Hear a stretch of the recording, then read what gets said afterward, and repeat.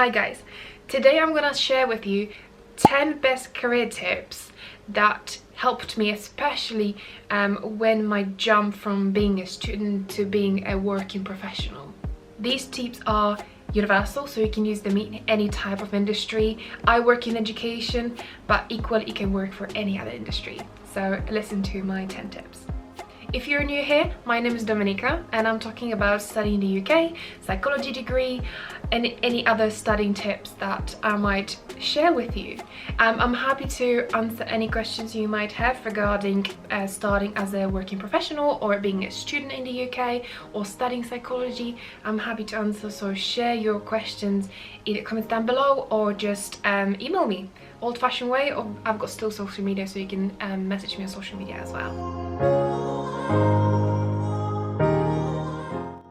Before we start, please hit the subscribe button. It helps me grow, so thank you very much for that, and let's get started. So number one, do what you say you're gonna do.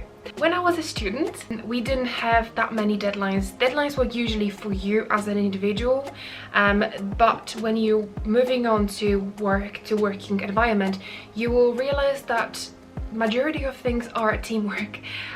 So if you say you're gonna do something, people would expect you to do it. The best way to build reputation is to do what you say you will do, and you will benefit from it greatly. Managers will realize that you're a reliable person, that you're organized, that you are honest, and you're on a task, and people can trust you. All of these skills and the reputation around you, it's really important for your growth and your career.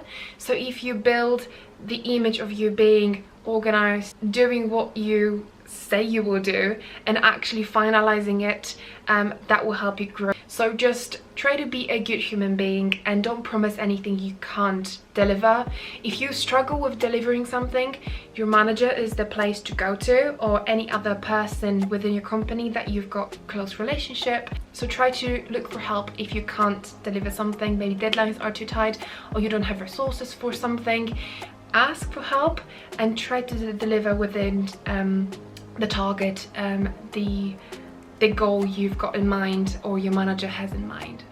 Number two, treat people like you want to be treated, but also treat them as they want to be treated. I really hope I don't need to explain this one. Just treat people with kindness, respect, open-mindedness, positive attitude, smile, just being a human being, kind human being. We're all human beings, we all have emotions. If someone is upset, go and ask why they're upset, if you can do something for them. Especially in the UK, obviously everywhere else, we've got a massive diversity, cultural differences, people from all over the world, and we do need to be respectful and accept the diversity. It requires empathy from you, so if you want to build more relationships with people, you need to develop the empathy a little bit more. Work environments can be stressful, can be built on tight deadlines, but this is the point where you have to be even more human being, just to talk to each other, invite someone for a cup of tea, or have a break, have a chat, go for a walk if you're in the office. The world needs kindness right now. That's what I feel, so please be kind to each other. The third thing I want to mention is to be yourself. It's such a cliche, everyone talks about it, I know, but there's a deeper meaning to it. So you can't be anyone else. Like, I'll give you my example. I was looking out for people. I had a specific people in mind that I followed on LinkedIn, their careers, their journeys. I was really into them as people. I really loved how they were brave and they had so much responsibility, and I wanted to be like them. I wanted to be involved in these projects. I wanted to be I wanted to have this charisma, like I wanted to be them. But I realized I can't. Like, you can be only yourself. You can learn, build your skills, you know, always learn the public speaking, or you can learn anything, but you will never be someone else. So I think the entire internet shouts about you being yourself. I'm not gonna say more about it. It's just that the career is yours, the goals and dreams are yours, your journey is still yours, not anyone else's. So if you're gonna be someone else, if you're gonna pretend to be someone else, you might not choose the right path for you because it's not gonna be you. The fourth thing is listen before you speak. And I'm still learning that. It's getting better. But listening is a skill and you don't need to learn that. Sometimes you just need to shut your mouth and listen to the person's entire conversation or the concept and only answer when the person finishes. Try to not think about anything whilst this person is talking as well, so it gives you the full amount of listening that is required.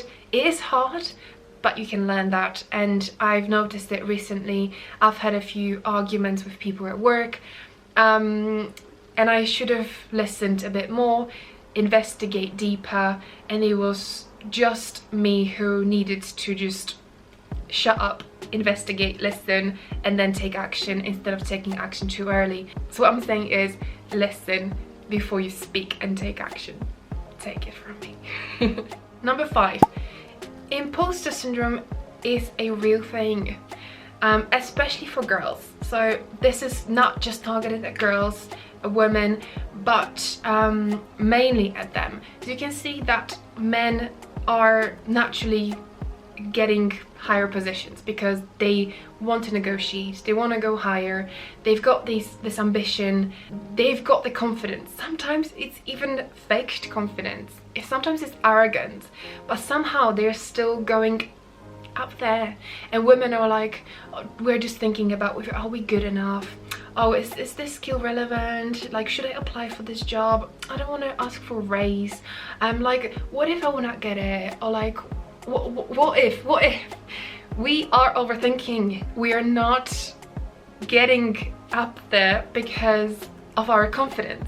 And what I've learned, and I'm still struggling with it, believe me, I am not confident that much yet. I'm learning this, but I'm way more confident than I was. I'm not at the level where I want to be.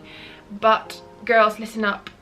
This has to change. We can ask for a better pay.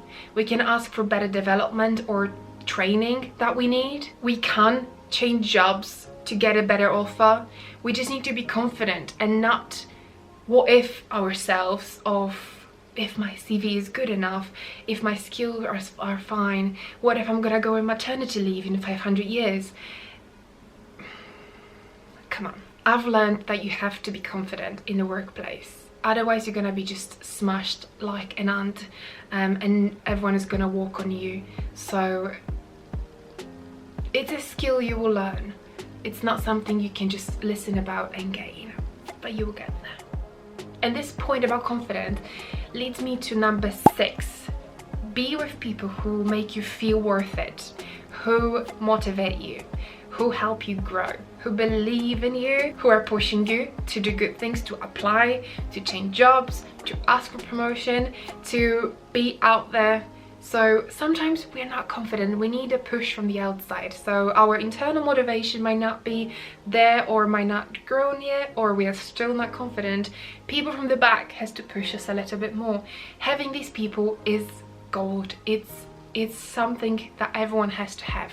The support network, support system, whether it's a family or friend or work colleagues, it doesn't matter who this person is as long they believe in us.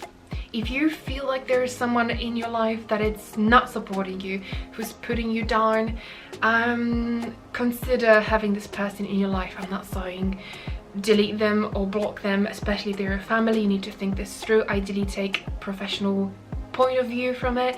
Maybe if you need therapy, this is the place to resolve it, the confidence issues as well. So definitely consider all of these options before cutting them off. But having toxic people in your life is not a good thing for you. You want to grow, you want to develop yourself, so consider who you surround yourself with. And this point leads me to number 7, to surround yourself with people who are better than you, not necessarily in an arrogant way. Surround yourself with people who loves you, but also who you love. Someone who push you to grow, but also it doesn't have to be physically like friends or family. It can be someone on social media like LinkedIn, like Instagram. I admired a few TED Talk speakers, I admire some lecturers, or people within the education that I'm looking at different universities, and I do follow them and I've connected with them on LinkedIn. It's such a good platform. I'm going to talk about it a bit later. So if you want to build the network, LinkedIn is the place to go. If you want to do it physically, you can always do some meetups. There is an app called Meetup, I think, so you can go and meet with like-minded people, find people within your industry and meet up with them, and then you build this supportive network around you with people you love, and therefore you grow because they push you to be better. And this point leads me to number 8. Use LinkedIn to your strength. How many times I'm mentioning LinkedIn? It's such a great platform. I've already connected with people who I admire, who I look up to, who maybe I can work for in the future, but also you can use it as a networking platform where you connect with people. You can connect with friends, you can connect with people who you're on a course. You can do so much. It's a professional platform. You can use it to your strength, you can use it however you like. I just encourage you to use the platform. At least start and see how you're gonna feel about it. Number 9. It's not really a career advice, but something I've realized that it's really useful, especially when you want to grow and be promoted and learn new skills. It's ask for a raise and also have real conversations with your manager. If you will tell the manager your real expectations, not hide anything, and be honest with him or her that you want to grow, that you want to get these trainings done, that you want to develop as a person, that you want to set yourself earning level, let's say, especially if you work in sales and you've got bonuses on top of it, that's gonna help you grow massively. Obviously it depends on the manager you have. Some managers are supportive, some are not that supportive, so it all depends on which sector and which department you work for.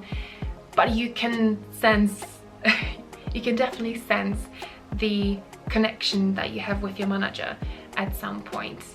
You're there to help the company, but also the company can help you. It's two-way thing.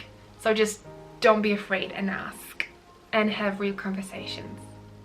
And last but not least, number 10 and the most important, if you're not happy, you can always change your jobs. And also, switching jobs is not a bad thing, especially right now when we've got the global resignation going on.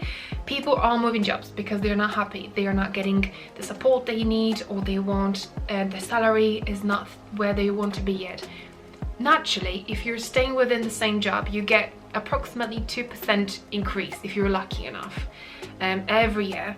But when you're changing jobs, you can get, I can't say up to what, because you can get up to 50-70% of your pay increase, but usually it's around 10-15%. That's the average increase what you can get when you're moving jobs. So don't be afraid to take the risk. If you're not fulfilled, there's nothing to keep you where you are. You can always go. You can always go. Companies are looking for people. And if you're passionate, you want to grow, and you're not happy where you are, or you've been there for years, just move on. Just move on, learn new things, meet new people, get new experience. Don't be scared to change, because it might be the best thing you ever do. And many people do jump from jobs to jobs. They stay within 2 or 3 years and they move on, and they another stay 2 years and they move on again. That's usually the easiest way to upskill, instead of going step by step like that. Within one company, you can actually go from here to there and then go to there and get way faster to where you want to be. So, final words. Hope these tips helped you. Remember, job is just a job. You have still life outside your job. If you decided to make the job primary focus, that's really good for you. Just remember that there's more to it than just 9 to 5. I hope you found these tips useful. Let me know what you think in the comments down below, and please like and subscribe. That would help me grow. And thank you so much for staying till end with me today, and I'll see you maybe in the next video. Bye.